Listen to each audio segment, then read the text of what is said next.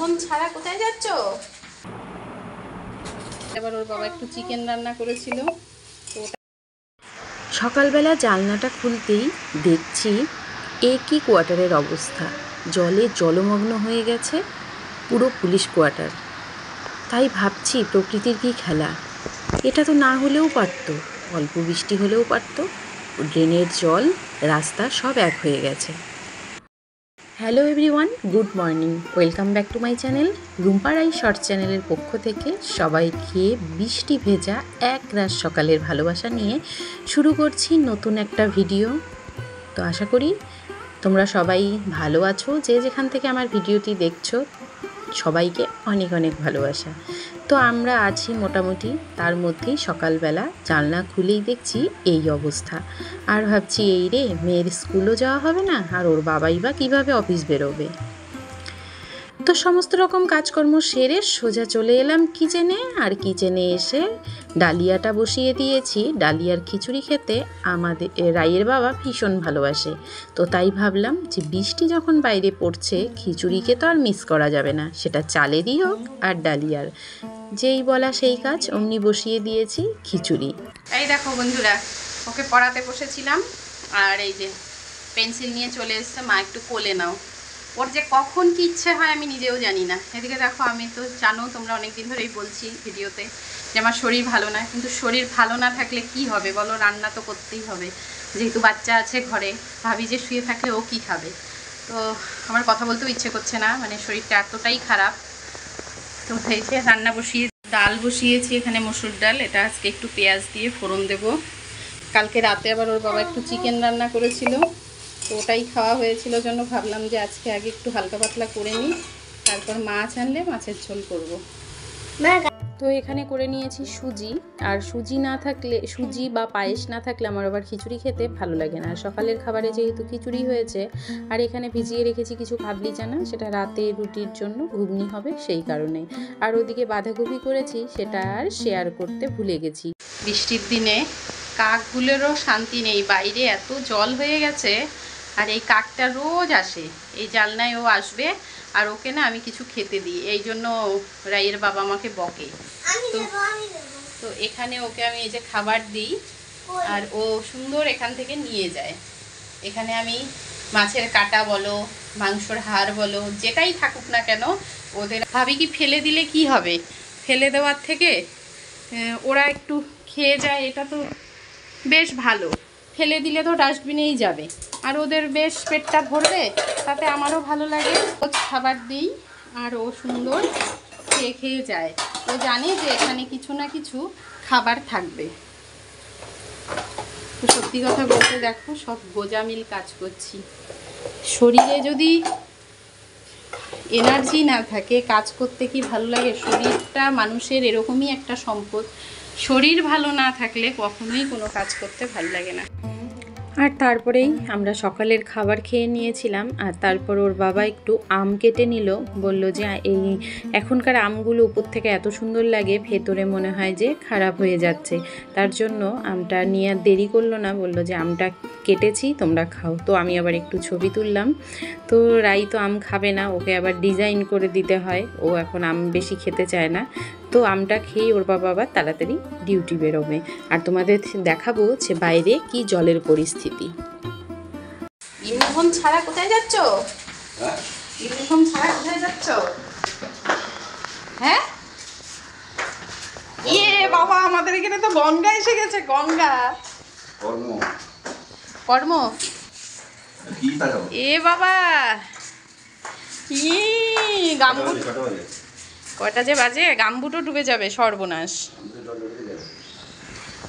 দেখো আমাদের অবস্থা, ডিউটি যাচ্ছে ইউনিফর্ম প্যাকেটে নিয়ে, গামবুট পরে।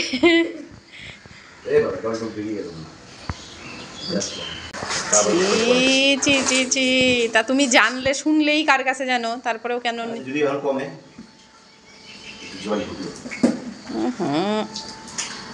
সারা দিন পা ঘেমে থাকবে।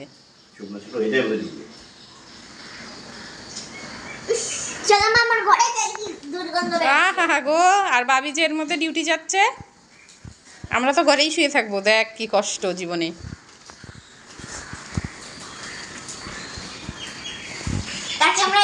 শুয়ে থাকবো।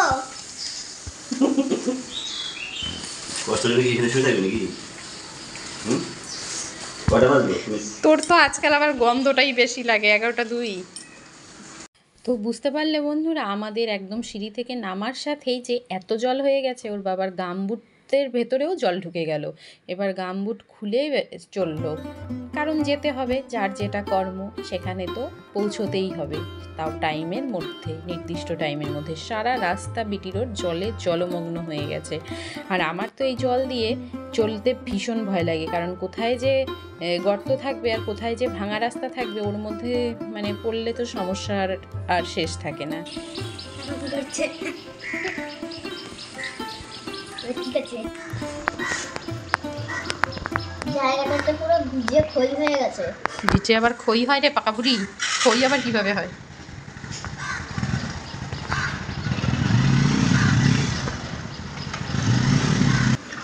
হায় ভগবান, এবার বাড়ি কি করেছে?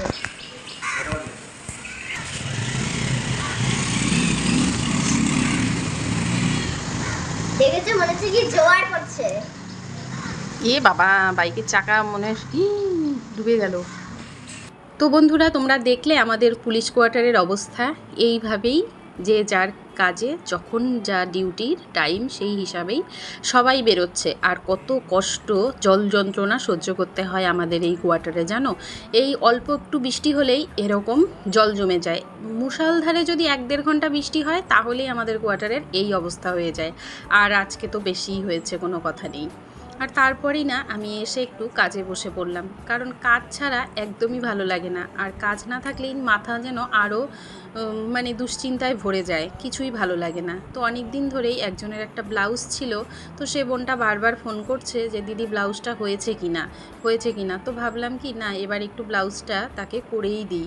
আর ততক্ষণে শরীরও ভাল লাগে না, কন্টিনিউ বসে কাজও করতে পারি না। আর ওই যে তোমাদের বলেছিলাম যে সেলাইটা আমার শখের কাজ, কিন্তু এই শখের কাজটাকে হয়তো আমার ছেড়ে দিতে হবে, কারণ ডক্টর এখনও রিপোর্ট করেননি। তো রিপোর্ট করার পর যদি ধরা পড়ে স্পন্ডালাইসিস, তাহলে হয়তো এই সেলাইয়ের কাজটা আমাকে বারণ করে দেবে। কিন্তু আমি ভীষণ ভালোবাসি করতে।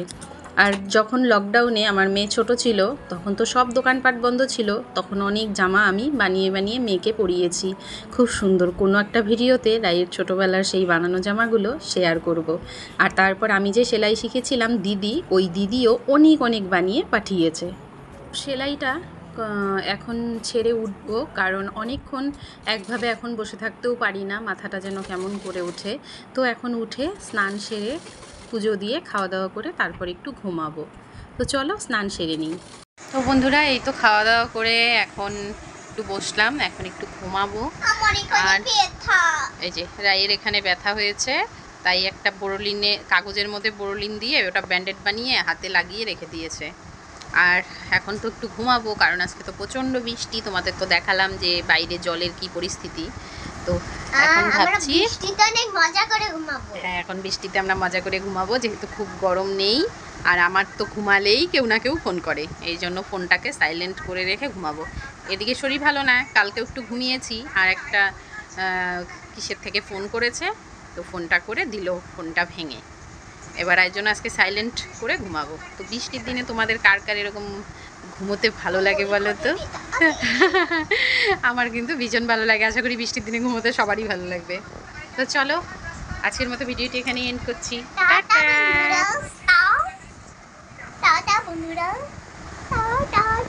একটা লাইক করে দিও বন্ধুরা ভিডিওটি।